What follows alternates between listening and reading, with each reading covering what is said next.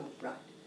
Hello, today I'm going to make some cheesy Parmesan crisps in a few seconds in the microwave oven. And you start by cutting a piece of baking parchment to fit your carousel. And then you slice some Parmesan cheese on a mandolin. You need to do about 10 or 12. And then you lay those squares of cheese around on the turntable. If you put them to the edge of the carousel, on the baking parchment, the edge being the most effective cooking space in the microwave oven, the centre tends to be cooler. How many have we got? 1, 2, 3, 4, 5, 6, 7, 8, 9, 10. And then you press the microwave on to cook for about a minute, but keep an eye on it.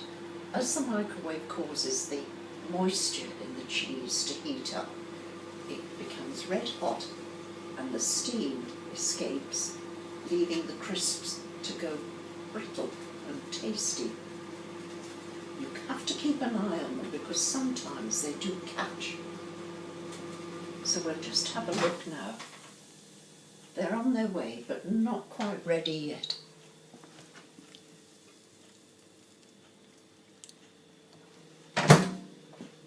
So carry on for another 10, 20 seconds.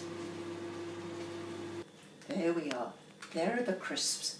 They're heated and cooked through, and I caught them before they've actually gone too overcooked. And if you lift them off on a knife, you can see that they're little crisps, and as they stand, they harden and they're delicious.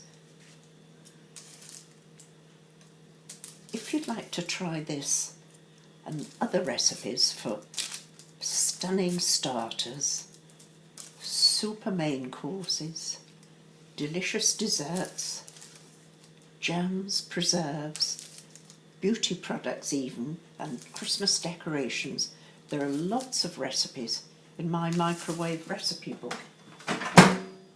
In fact, there are 100 tried and tested recipes there. I hope you enjoy it.